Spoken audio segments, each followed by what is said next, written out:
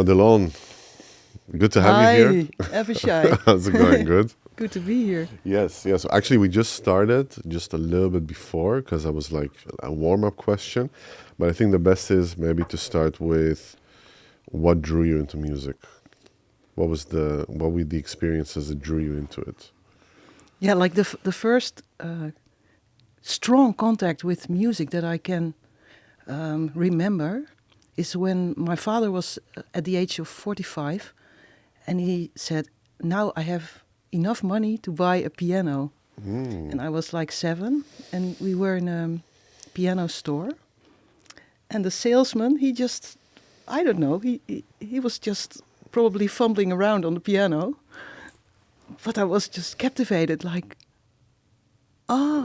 this is a complete new world. Yeah. You were 7 and that was like the first time that you come in contact with the piano in that sense? Yeah, like with the piano. See someone playing. Someone, and wow. the whole atmosphere changed in the shop for me. It's like, wow, is this possible? Do you remember what he was playing, or was No, he just... I think he was just improvising. Just improvising. Yeah. So I thought, I want to play too. And I kept whining. and then did he buy a piano the same day? He bought the piano the same day, and he came to a decent level of classical piano really? playing. Okay. But it was for him in the beginning, it wasn't for you? It was not for me. Okay. But I just, because it costs money, of course, piano lessons, so I have been asking 2 or 3 years. Yeah. And then did he take lessons himself? He took lessons, yeah. Okay, he took lessons, and he kind of like, from the age of 45 until which age was he playing until? Yeah, he died of cardiac assault, like the heart suddenly stops. Cardiac arrest, yeah. Yeah, cardiac arrest. Yeah. So the heart just stops, and wow. There's nothing you can do about it. No. And the strange thing about this event was that he was the strongest man that I had ever seen. You know, dominant personality and with a very healthy body and with strict ideas about not drinking, not smoking, sporting enough. So you see, that's why you should give into your addictions. No, I'm kidding. Into your? Addictions. Addictions. Yeah, it's probably a bad advice, but... It's a very bad advice, don't take it. This was cynical, please. People are going to cut it. Yeah. But how old was he when he passed away? 57. 57, wow, that's young. That's Yeah. young. So 12 years after.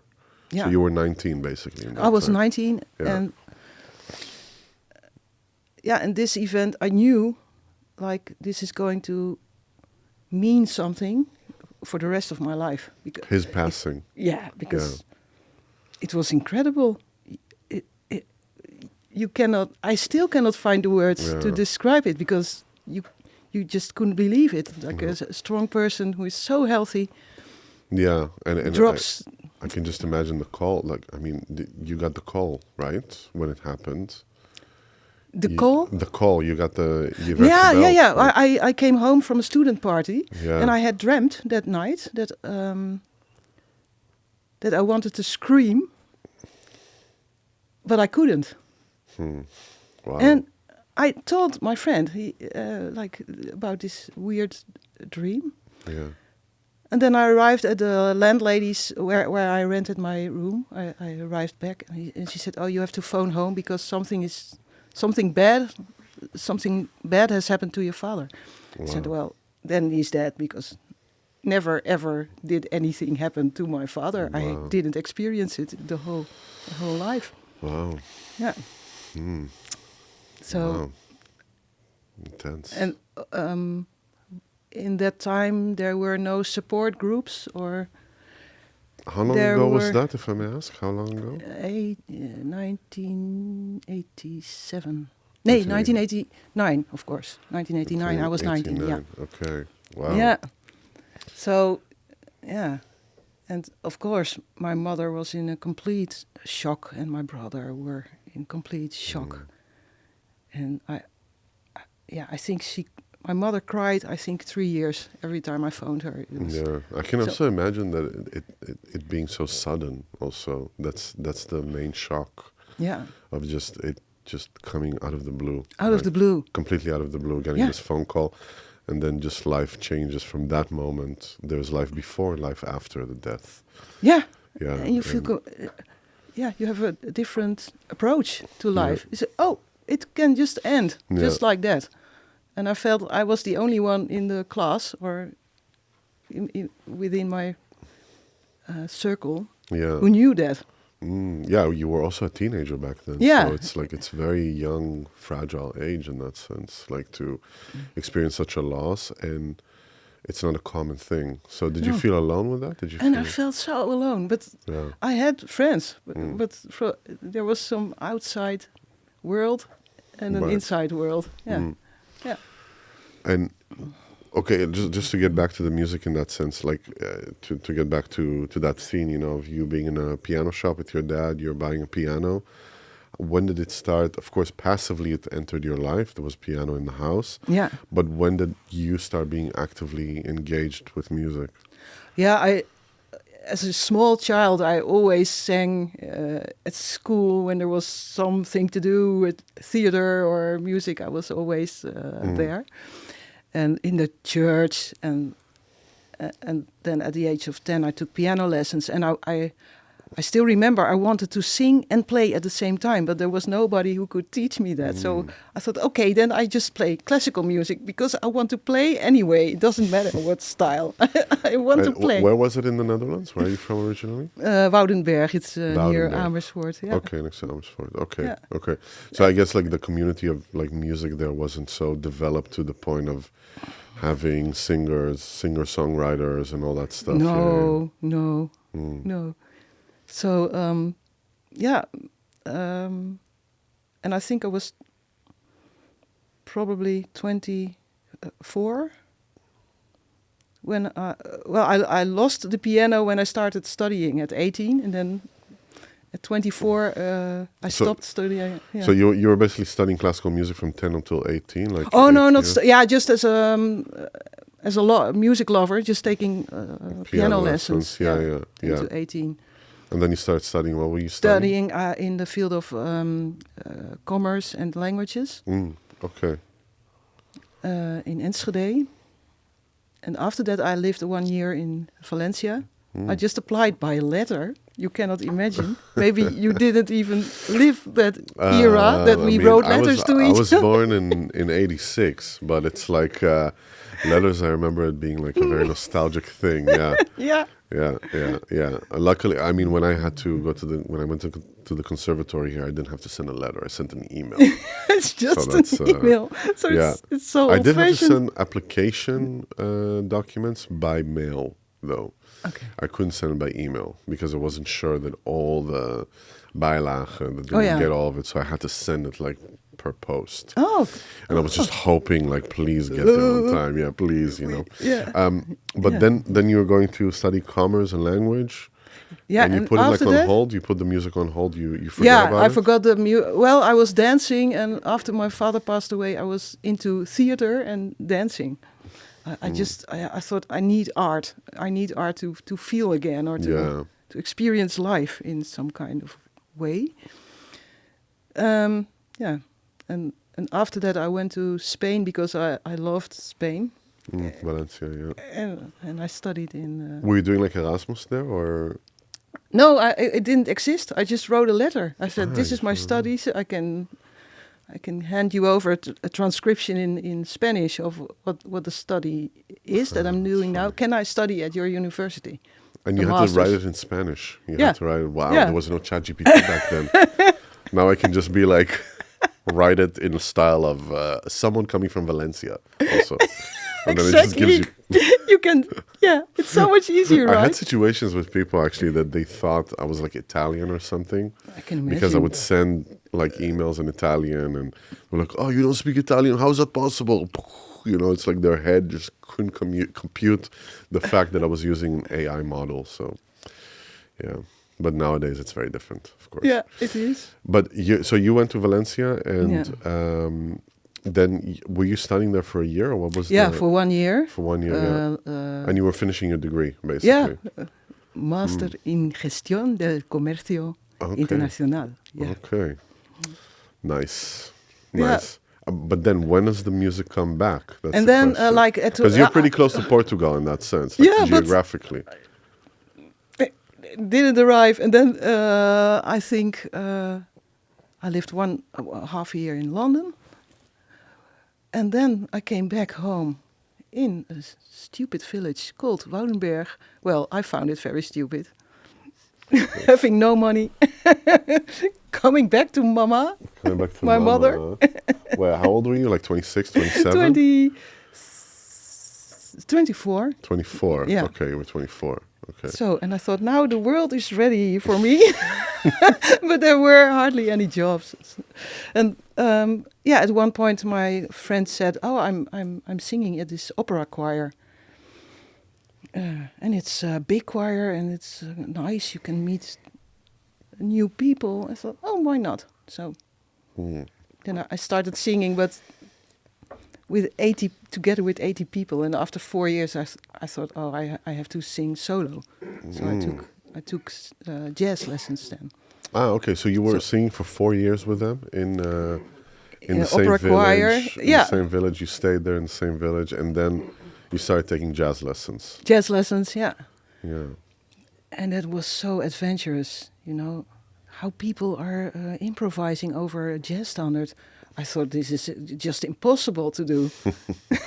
So you have to be really, if you want to learn it, it's really hard, I think. Yeah. You have to practice a lot. Practice a lot. Get your licks together. Get Yeah. your sentences. Play them with people. Yeah. Transcribe. Yeah. Know a million songs. Yeah. That's the jazz idiom. Yeah, exactly. Yeah. And then, with who did you study back then? Do you know? First, there was a guy called Leonard Rose. He was a very good piano player and a very good singer. And he was just living like 10 kilometers away from Woudenberg. Yay! So, but I felt like, I want to be, I want to have a career in business. And when I choose really for music, then I cannot do both of them. So it was always a fight. It was like an addiction, this music thing. And wait, so you wanted to have actually a career in business and commerce and yeah, languages at and that all time I thought, yeah. But yeah. the music kept on like Yeah, pushing it's like you. like yeah. Wow. Okay. Yeah. And at one point I had a burnout, and music saved me from that in a way. I felt, I was working very hard, and I had the tensions in my shoulders and nerval pains, and they, like after a year, they were still the same, and I thought,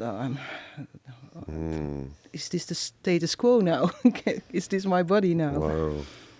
But then I was singing again, and at one point I thought, there's 1 minute that I didn't feel any pain. Really? So the music, So you were having neurological expressions of pain in your body constantly from your work. Yeah. When did you realize that you were burnt out? How long did it take from the initial symptom? like 1 or 2 years. Wow. Because I always thought, I have to cope with it. I'm a strong woman. It will pass. And it's also a bit of like the corporate feeling, right? Corporate feeling, and you're pushed in a box. It's like this is what you have to do, and it's hard to be yourself. Wow. Well, I found it hard to. Yeah, because you're putting on a role. Yeah.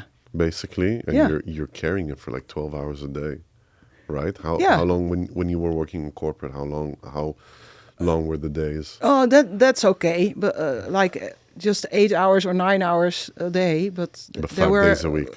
Yeah, but we had quite a care-intensive family too then. So my husband and we both felt we have to care for some family members. So in a way. I didn't feel a room. I didn't feel the space to express myself. Wow. In a way. I find it such an interesting phenomenon. Like Yeah. just to I come from a different culture in that sense, and I never heard of the concept burnout ever in my life. Doesn't exist. Before coming here. Yeah. Before coming here, and then I read a really really good book. I can't remember the name of the author, but it's called The Divided Mind. That's really nice. I would really really recommend it.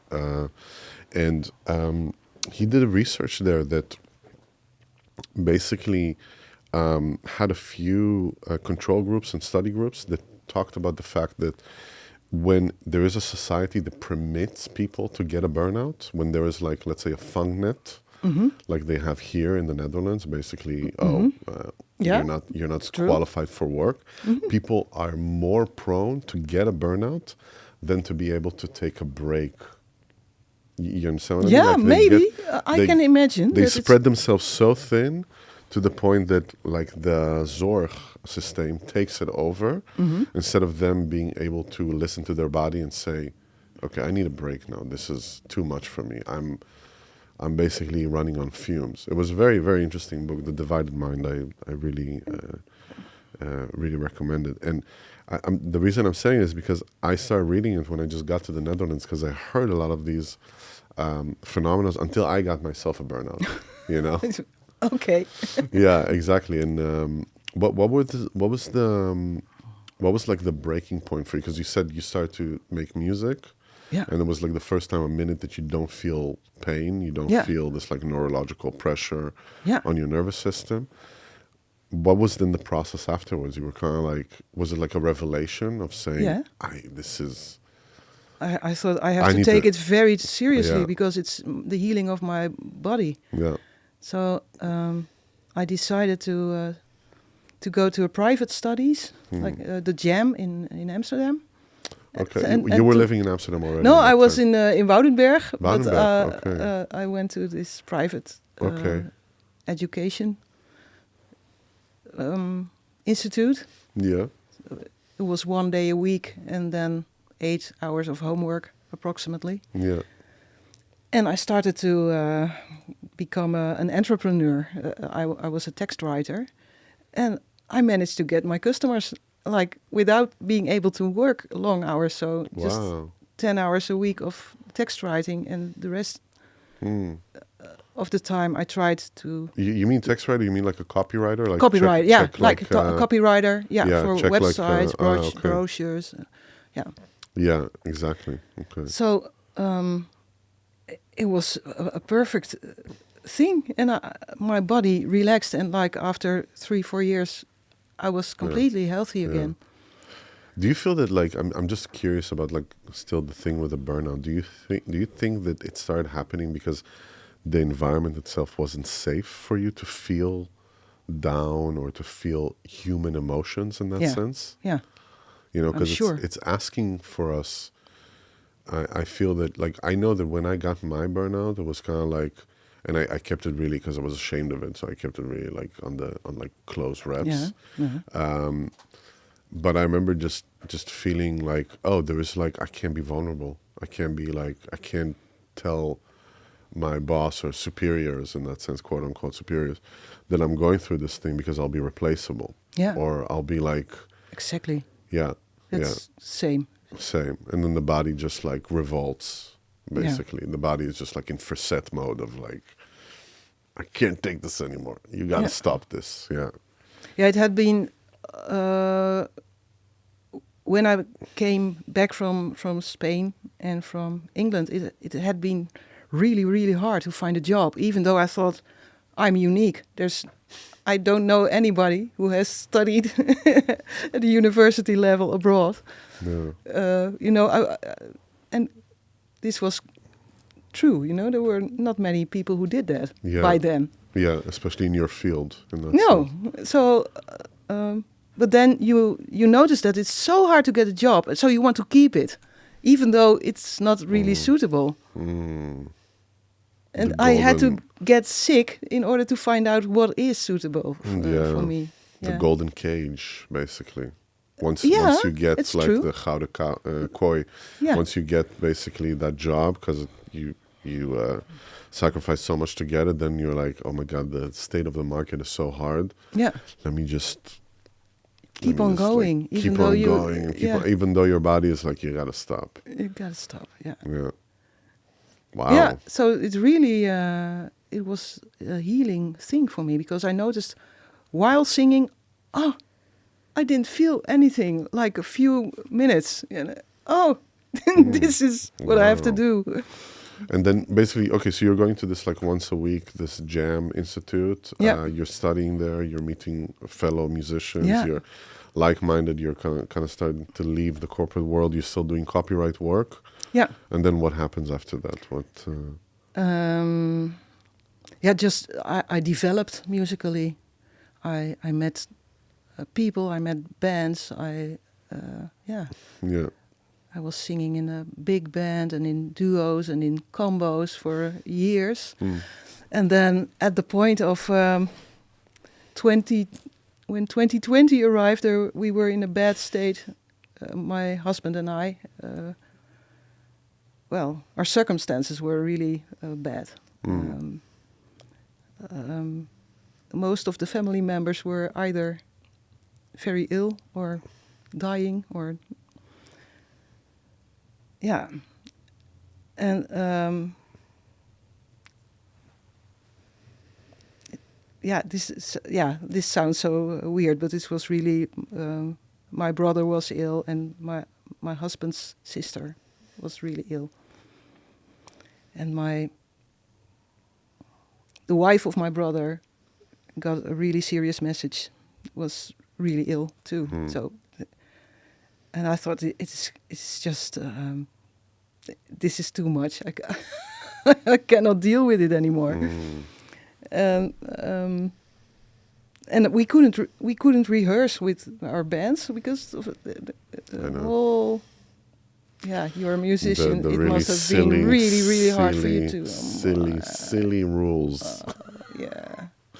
You cannot be more than 3 people, but you can rehearse with 100 people in the rehearsal room. As long as you put the mask on, or I remember recording. You remember when we recorded Modes of Makamat, and it was like we were spending basically 10-hour days in a studio, and we were all with masks, and I was like, "This is so ridiculous! Like this is everybody's like, like can't breathe, choking, and just grinding through like this bizarre set of new rules that have been changing every week.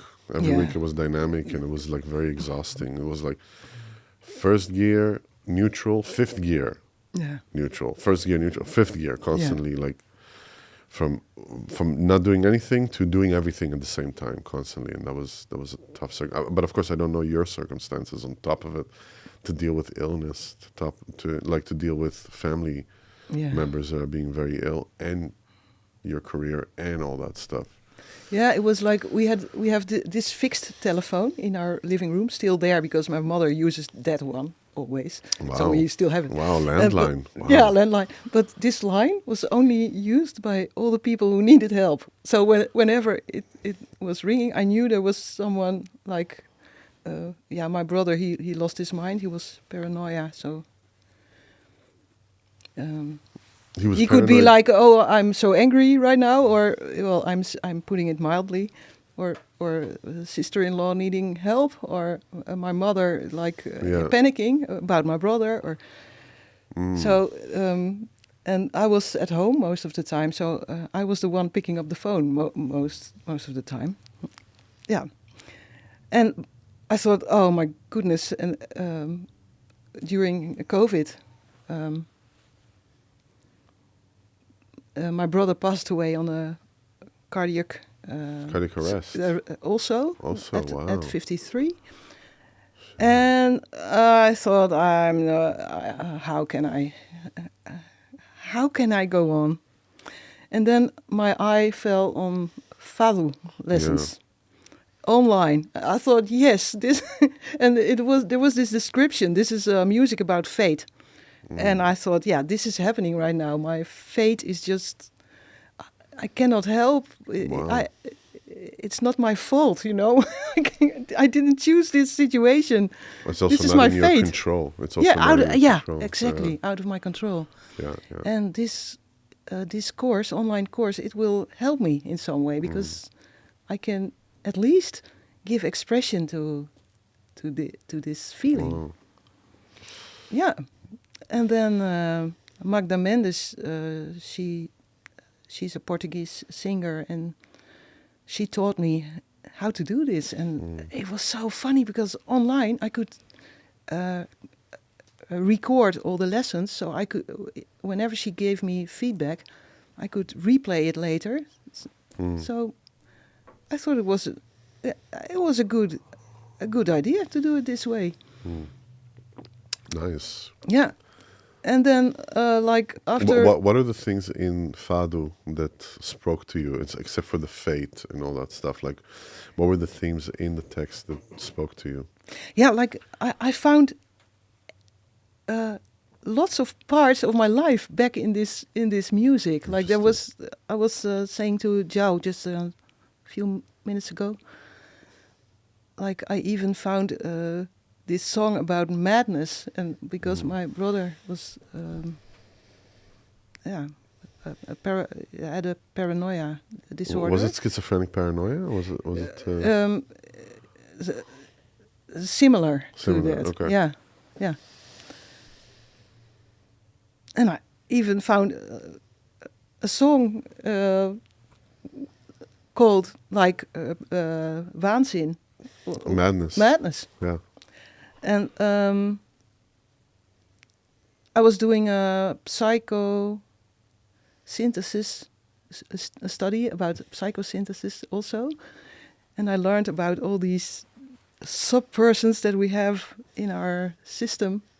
Like sometimes you have the role of father or mother, and the other time you are a musician. The archetypes. Yeah, archetypes. And was it also including what Jung was talking about? Carl Gustav Jung? Yeah, the psychosynthesis is taking bits and pieces of several. Exactly, that's why. That's the archetypal like concept. Yeah. Yeah. Why. And how to integrate those? If you start talking to them like they're real persons, then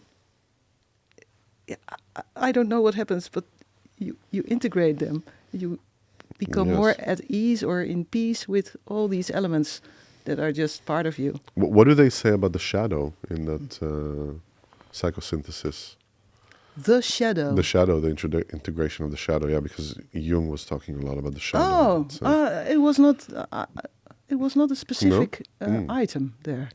The shadow. Interesting. Because I shall read about it. Yeah, because that's where all the repressed and suppressed emotions go to, or the little small habits that we don't bring to the surface. They go into the shadow. In the shadow, yeah. And then the shadow actually is a big part of our subconscious, unconscious. Yeah, exactly. Well, in this psychosynthesis, there's this idea of a subconscious world where, because you went through events in your life, you develop these small personalities, and you're not conscious until they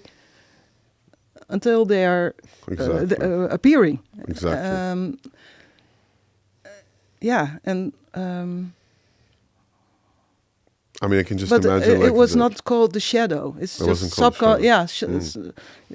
Yeah, this is egg form, and in the bottom of the egg is the past, and in the top of the egg is the future, and your aspirations and your longings and your qualities. And I was captivated by this study also, and I think I used it in my music. And after 15.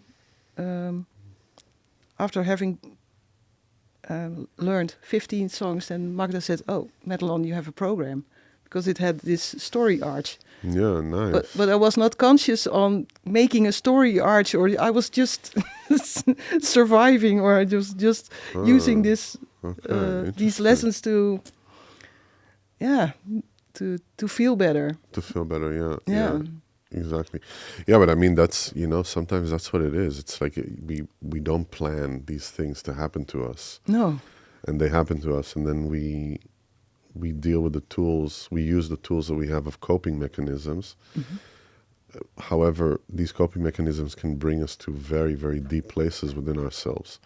We can either run away from it and suppress it and, put it aside, or we can actually go into the emotion and integrate it and integrate that other archetype that you were talking about. Because I can just imagine, losing your father to cardiac arrest and then losing your brother to cardiac arrest. Cardiac arrest is a traumatic thing for you. Yeah. Like, it's very traumatic. It is. It's like just the thought of it, of having someone close to you going through that. Yeah. The sudden aspect of it. Sudden and unexpected. Unexpected, yeah, exactly. And then that kind of stays as, let's say, a block not a block, but let's say a cornerstone in your development, in that sense, that it really built parts of your psyche in your emotional body, in that sense. Exactly.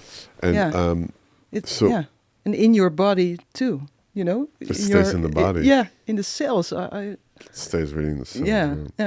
Yeah. And okay, so you have these 15 songs, you study them, and then you were thinking back then to take them on the road or to start making performances, or what was the... Yeah, I like 1 year before, in 2022, I had a living room concert because I felt so... I passed the age of 50 and I would have had a very large party, but because of COVID, it didn't happen. And then at 2021, doors were still closed. And I asked Bert, could you do a living room concert with me? And I put in all the soft songs and the songs that give me pleasure in a way. And there were also 2 fado songs with that. And then I was even more motivated to proceed. Yeah. And then 1 year later, I did my 50th birthday in a big theater, and 100 people came. And also selling tickets for the first time. I never had done that. And then I thought, they come for the booze, because over half of the theater was filled with friends, and I just they came for the party. But then I decided, I have to do this fado music. Let's try it. So I rented the place, the same theater. And then over 140 people came, nice. And it didn't fit in the theater. Cool. hall. Which theater was that? Beauforthuis. Beauforthuis. Where is that? Is that in Amsterdam? And it's the sweetest theater that I know. It's close to my house, 10 kilometers, and it's in the middle of the woods. And it's an old church, and there's a lot of wood in the church. So the acoustics. It's dry. Yeah, it's but nice. the acoustics is just really good. Oh, nice. So it was even coming over my own shyness. Am I really doing this? Did you have imposter syndrome also? Just a little bit. Just a little bit. I can't believe, why are these people coming? I don't understand. Why am I doing this? And then indeed, the guitar player, when we practiced the songs, we were just falling from our chairs from laughing, because he said, are you not thinking about having your concert promoted by a tissue company? A tissue company. And in Dutch he said bedrukte tissues, and it was bedrukt means also sad. Yeah. And it also means that's a good one. And this word, Nice made us laughing out loud. But yeah. And was the second time when you did it and the 140 people came to the theater and all that stuff, were there also new faces and people you didn't expect? They're all new. This was I only sold tickets. They all... That's so great. What a great feeling. The word had spread in the village in some way. What a great feeling, huh? Yeah. Is it? And I had said to the theater, when I'm lucky, maybe 70 I expect 70 people. And then it was completely full.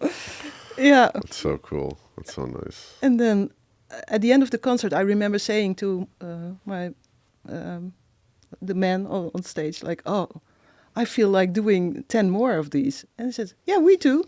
We feel like it too. And I thought, let's do it. Let's go for it. Nice. So. And that was in 22? That happened, Yeah, or? 22. Okay, and then basically... No, 22. No, 22. That was in 24. Ah, that was in 24. Okay, yeah, so 22 was this party, and then in 24. And did you manage to do the 10 shows?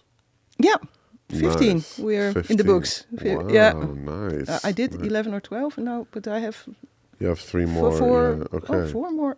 Well, I'm already further than I. Look at that. Even, yeah. See, consistency is king. Yeah. Yeah. In that sense, and what are you changing the repertoire there, or you're just like you're keeping the repertoire and you're just flying with it? Yeah, because the story arch is so strong; it keeps the audience Nice. together with me. Nice. Everything helps, and I put a screen on with images that give the atmosphere of the song. Mm. And with 4 or 5 lines in Dutch what this song is about. And then I tell something else. Then Very smart. so I make a, yeah.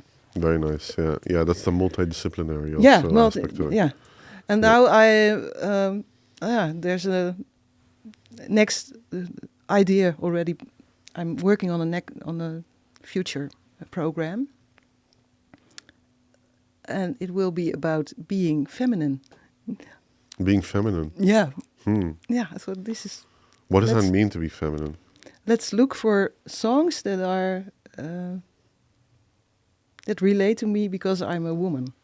Like songs about having a child, like putting a child to bed, or songs of being in love, or how a male person sees the perfect love to a woman. I found this song, and I'm just looking for songs that move me.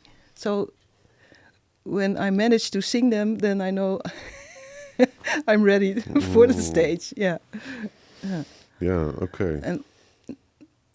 But I'm not there yet. I'm working on it, but halfway. So, did you also find like this reflection in this concept of saudade, like in terms of like for you, like the longing and all that stuff? What are you longing for in that sense? Yeah. What are you longing for?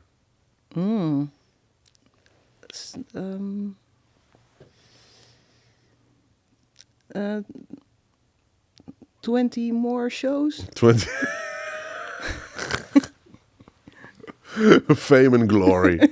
But not in I'm not I don't dream of avas, I find it always funny. It's like it comes from such a pure place, and it's like I just want to share music and dominate the market. But not exactly in this way. I think I'm looking for cool places to play. It's fine. I'm but smaller venues. So because you're looking for like a kleine podium. Yeah, kleine intimacy. Podium, like 70 to 150 each. Okay. Yeah. Nice. This is. Yeah, it gives me the feeling of being in a living room in a way that I can really connect with everybody there. Yeah. And it's interesting you said that. Like I played for the first time, I think it was like 23 it was, or 22, I can't remember.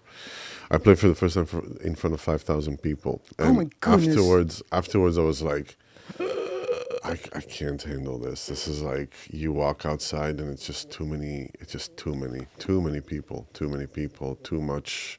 What happens to you? I'm not saying, hey, I would love to have more of those. Don't get me wrong, but I guess what happens, I don't know. It's just at some point you just don't see the amount of people. It's too much. It's too many people condensed into like one moment. I do shows now that it's also between like a small podium to half big, up to 400 people. I feel I can much more like communicate with people after that.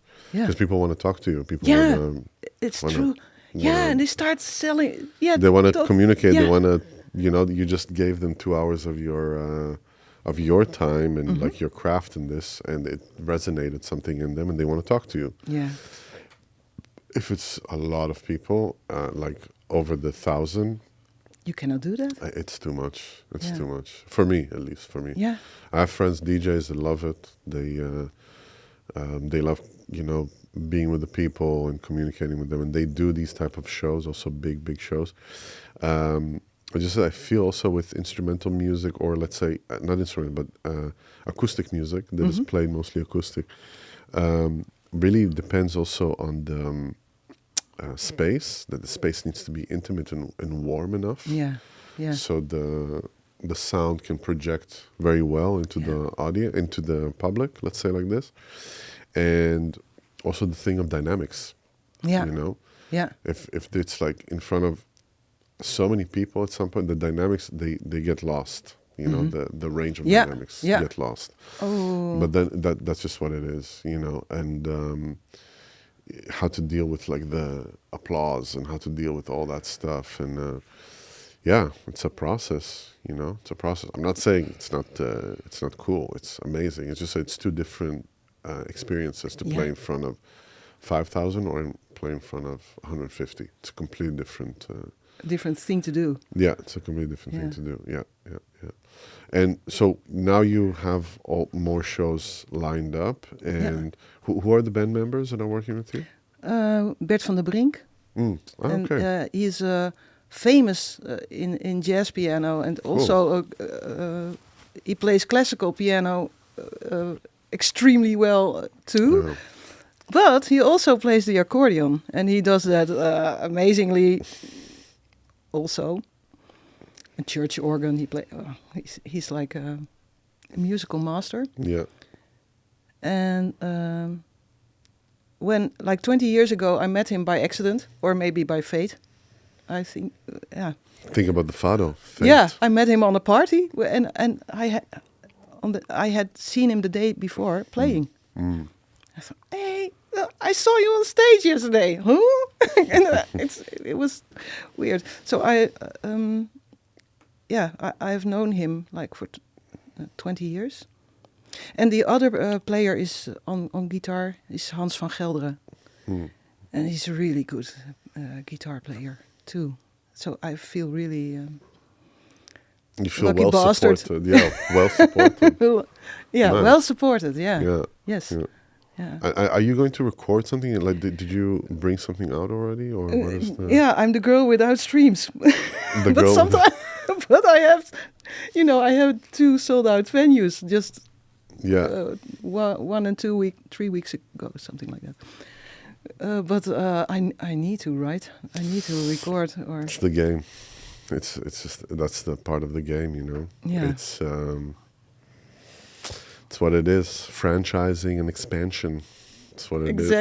Exactly. So and then I cannot make a choice because I think, this is so intense. But I mean, this is like, if you think about it, it's actually because I'm hearing a lot of polarizing opinions about streaming and all that stuff. Listen, it's just what it is. Like, this is the game now. You can say I'm against streaming or I'm against like this type of digitalization of music, but it's just what it is. This is where the market is going, and it's been in that let's say in that type of trend for more than 11 years, so it's going to continue. I do believe that the positive aspect of this whole thing is that you can now release things digitally. You don't need to have the entire album ready and like that's it. The artwork or the but maybe a picture, but you do not need to make a CD. You can exactly the physical aspect of it is not the most important. No. Depends. I'm also signing a label where for them it's like really important, that thing, the vinyl and the whole like physical release of it, because of the type of market cut that they have with immersive audio. However, that doesn't change the fact that all the online stores right now will still have the music. Mm-hmm. You know, the digitalization of the music will still happen. That's not going to change. Yeah. That's not going to change. It just that it became like a data game, data, you know, Data really game, like data of like how many followers, how many this, like the numbers, and that's what it is. And then the social media, it is so overwhelming. Oh my goodness. That's what it is. Yeah. And you need to sell your, you need to be so entrepreneurial about it. And it's a bit overwhelming for me sometimes. No, but I do it anyway. I understand because it's also like the gatekeeping is kind of like really disappeared, but also it kind of changed itself. It's not. Well, okay, let me take it back. It's not completely disappeared. It kind of morphed into something else. The gatekeeping, you know, because it's very much like do it yourself. Yeah, you can really do it yourself. Yeah, and exactly. Really release music by yourself. Yeah, it's just you also need to know how to get to the people because there are just so much out there. Yeah, there's just like a tremendous amount of content. I don't even call it music anymore; just content. You know. Yeah, it's also made by robots. Even lots of. That's for sure. That's the for sure. content is not even human anymore. Yeah, there was right. There was like Spotify, 76 million artists that they just scrapped. 76 million artists. Can you imagine? They just discovered that they're AI generated. Oh, they scrapped them. They scrapped them from the platform. Okay. Yeah, but that's a tip of the iceberg. You know? Because of course you have Suno now, which I'm really have an issue with that with Suno because did you hear about that? No. It's like an AI platform that you can make your own music using just prompts. You know, you just type what you want, or you sing like a little bit into it, and it creates complete tracks. No. And and people actually the evidence that is coming out of it right now is that people are more inclined to listen to their own music being prompted than to new music being released by actual artists. Yeah, so people are like at this like pinnacle of like narcissism of just only liking their own. Yeah, like what are we doing as a society? You know, this individual, because this is exactly what I thought. I said to a friend like a week ago, like, I'm just watching myself. Like, oh, can I share this this piece of music? Is it good enough? And I get fed up with it. It would be very healthy to do something besides this, because you're all the time like judging your appearance online or your sound or But I think it's interesting because I was just. But I don't know if it will happen until this. I mean, this podcast is coming out this weekend. But I'm just talking now to an organization about doing jazz geschiedenis, like jazz history, connected to shows and all that stuff. Yeah. Because we got to really to this fishbowl mentality of like 15 seconds and next and next and next and next and next. Like being just overwhelmed by constant just like assault to our brain. Yeah, exactly. You know? Yeah. And what this organization wants to do actually is have it on a normal, let's say, normal is a tough word, but let's say more conventional tools to use to actually tell people about the history of the music that they're listening to, instead of what they're being exposed to constantly online, you know? Because I don't know how your algorithm looks, but mine is like all this like crazy technical piano, saxophone, whatever it is, and it's like 15 seconds of impossible human feats, you know, just like insane music, and then to the next, and then to the next, and to the next.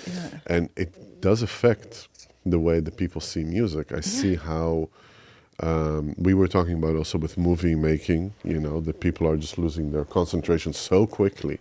Exactly, it's not very healthy, I guess. I don't know if it's.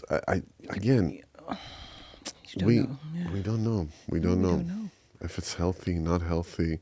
The world is changing. Yeah. The world is taking us to this direction of fast, quick. Fast, yeah. You know, now However, when people go to a theater and they get a performance, it's their time to not be on the phone.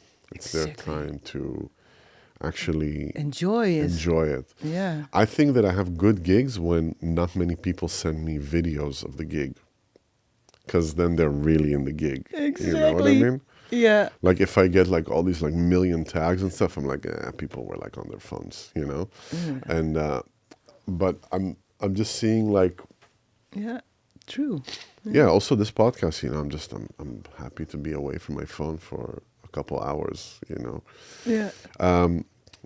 We went to a very different direction, but I wanted to get into the fado again. Yeah. And where is this taking you now? What is the process that you're in now? Because you have the shows, you're selling out. Yeah, not always, of course, but Good I do. turnouts, It's yeah. good, or good enough for me. Yeah. Yeah. Yeah. I'm contented, and I saw there was one place in Laren where I saw a beautiful church, and I thought, oh, it's so small and cute. It must have had a really good acoustic. I'm going to rent this church, and I want to sing there, just intuitively. And then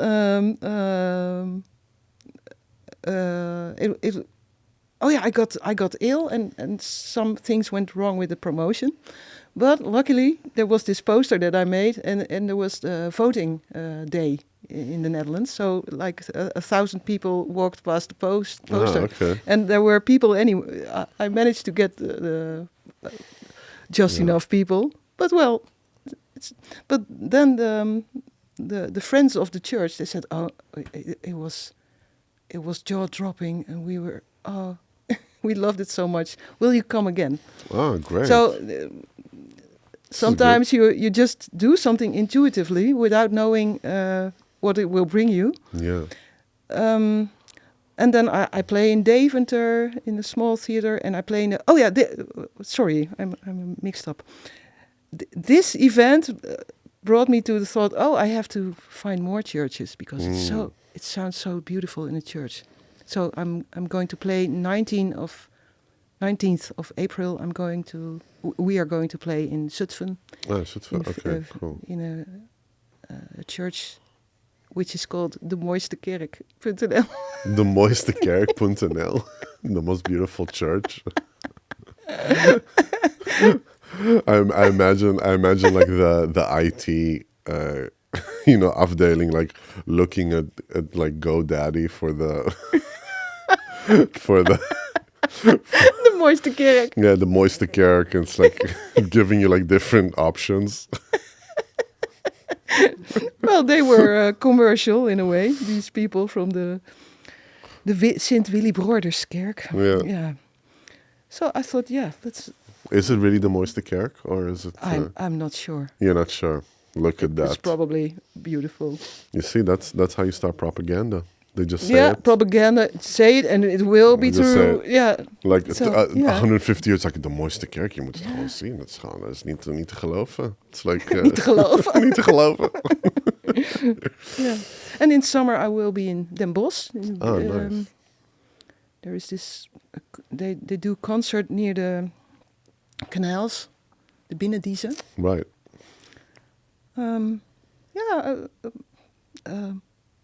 It's nice that this concept is being sold so easily, and you just tour with it. Appears easily. Sometimes. Oh yeah. It's always an uphill battle. Sometimes it's uphill, and sometimes And I got a really nice invitation from a private person in Amersfoort with a huge garden. So we are going to play there for many people. This person knows many people, so. Sounds like Illuminati stuff. Can you just hold this baby when you sing? What? Why? Why is that? Can you hold this baby? It's baby children sacrifice. Jeffrey Epstein comes out all of a sudden. Eyes wide shut. Exactly. Why is that? Why do you have this? this link to Illuminati. I guess because the world is so busy with that right now, with Yeah. Jeffrey Epstein and all this, Yeah, like yeah, the secret yeah. societies and inviting people to like to specific places. It's like big gardens. No, but Oh, okay. that's my link. Yeah, that's my association. Yeah, because the world is so busy right now with this distraction, basically. Distraction. Yeah. It is a big distraction. I was just talking about it yesterday with, actually my wife is called also Madelon, and I was talking with her, yeah. Don't tell me. Yes, it's crazy. Because, but there are not that many people That are called Madelon, right? I know. No, it's really. It's true. When I read it, I was like, hey, Madelon, okay. No. And then we were talking about the fact that it's like, what difference does it make that we know all this information? I mean, it makes no difference to us. I mean, that they did these things to these people and they framed these people and they're in the Epstein files. And I was just like, what difference does it make for us? For our lives? What difference does it make for us? It's only a distraction. It's there to distract us from bigger things that are happening right now. Economic changes, AI, all that stuff. true. It's kind of like, oh, don't look here, don't look there, don't look there. Look You at look here. that way, yeah. Look that way. Look, Oh. oh my God, look at this. Oh my God, 3 million another files. Oh drama. my God, Yeah. oh my God, look at this. Oh, prefrontal cortex. And then before you know it, you're like on your phone scrolling. Yeah, Yeah. that's what they But, want. I'm just moving ahead, I guess. Sometimes it's a bit scary to take the next step, but I'm still doing it. How are you dealing with rejection in that sense? Because rejection is such a, like, I'm asking every artist that, rejection is you such an get- integral part of Sometimes you just don't even existing. get a reply when you yeah. ask. You have to Oh, probably for you sure. know it. Yeah. For sure. Yeah. For sure. Or going after someone for a long time until they're like, you know what, let's see if it works. And then like you sell out the place and they're like, oh, it was pretty good. Yeah. Well, in the beginning, this is the case how it went. Yeah, because Now I feel more ease. Now there's someone turning the wheel with me. There's some movement in this. Exactly. Yeah, and you Yeah. also have the credentials already. I mean, Yeah. You did already a number of shows that were successful and people came and you have material and you have content. Yeah, That's just what it is. It's like to how do you say it in Dutch? Can't believe I forgot the name of it in Dutch now. Niet volhouden. How do you call To it? persist. Or? No, but it's more like doorzettingsvermogen. Yeah. Doorzettingsvermogen. It's like really the thing of just continuing to persevere and just be there no matter what. Yeah. And continuing to do it, and then you get the booking, and then you get another one, and another one, and another one. It feels so good. I guess it feels more fulfilling than the corporate job you had, right? Yeah. It is like an addiction a bit. Yeah. Yeah. Yeah. What do you do on the side to earn your, just to survive in this crazy economy? Yeah. I'm in between jobs or ideas. I'm thinking about using the voice together with the things I know about this psychosynthesis therapy, and then combine both of them into something that is unique or quite unique, so I can help people. But I'm not. I do not have everything planned out yet. Yeah. So, because there were like 7 or 8 people asking me, "Are you giving singing lessons?" And never thought of that. So, yeah, I just take this year to find out, to do some proefjes, some tryouts. some tryouts. Like, What do I like or. Yeah. I understand, yeah. And what would be the advice you would give yourself when you just started this whole process? Let's say you just burnt out, but you can talk to yourself now. What would be the advice you would give yourself? Just take the next step. Just continue. Just continue, even if sometimes you think, "Oh, can I do that again? This can I make another program that has a good storyline and but just. Are you move on. working on a different program right now, or are you just running this program that you have? Yeah, I'm running this program, and I work this program about being a feminine. Yeah, exactly. Yeah. Exactly. Did you start that already? Did you already start like the research? Yeah, I have like 8 songs now. 8 songs, okay. But I should book theaters now too, because it takes a year to. It takes a year and a half to 2, yeah. Yes. So you have to be in advance before being sure. You know, you have to book the venue. It is a chicken to and the sell egg. something that that is not finished yet, not a finished product yet. It's a chicken and the egg, yeah. It's like this thing of, wait, I'm selling you this program that I still don't have completely. But people right will there. come and see, and then it's like It will be wonderful. I'm thinking like now that I sell a thing, it's like I even tell the band, I just need 30 seconds of music. I don't need more of that. Yeah. We'll figure it out, you know? And then it's like, you realize, wow, we're working for this thing, and then people come to the show, and then they realize, like, oh, okay, oh, right, okay, it's something else. But at the same time, it's kind of like you build it as you go, you know? Yeah. You got to build it as you go. There's no other option. Yeah, exactly. And it changes so much, like... Yeah. Also, especially with subsidies and stuff, you know, if you have to hand in, like, you know, concepts years in advance or... Yeah. But I think this concept is very strong, what you said, like, about femininity, and especially because there was, like, you know, femininity has been kind of, like, really warped into something that is very gray. Masculinity also, femininity, everything. Yeah, Gender was really warped into something that is, like, free for all. Everybody, you know, can decide if they want to be that. Yeah. At the same time, you know, I can imagine...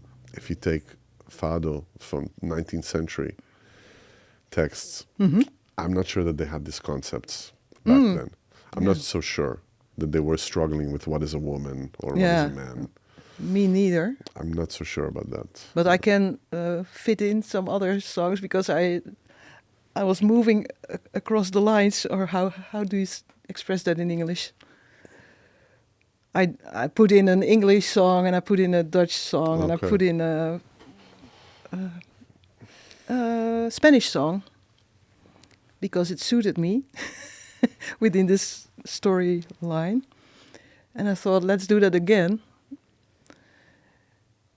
While at the same time, I can show that I do other stuff too, you know. I can sing at a wedding, I can sing at a funeral. Yeah. I can sing, I can still sing jazz songs. Yeah. Are you going to incorporate that also in that is, I don't think so. Probably not. Because there's some really nice jazz songs you can... maybe the bossa ones, the Latin bossa, ones, they are maybe similar, or I don't know. Well, they come from a similar idea. Similar source. Yeah. Similar source they come, yeah. But never say never. No, you never know. I don't know yet. Yeah. Wow, great. Is there anything like that extra that you're working on right now that you would like to plug or tell whoever's listening? Yeah. Maybe I would like to bring the people to the church in Zutphen, in Vierakker, 19th of April. Yeah. Sounds good. Madelon, thank you so much for doing it. Thank you, Avishai. Yeah, thank you. And Joao, thank you. Yeah. Our producer here that is making this happen. You can't see it, but we have like really nice lights here, nice cameras. Yeah, very good setting. Everybody, thank you so much for joining us here in Into the Score. We're a growing community. Please like, subscribe, and join us on all socials. And we will see you at the next concert.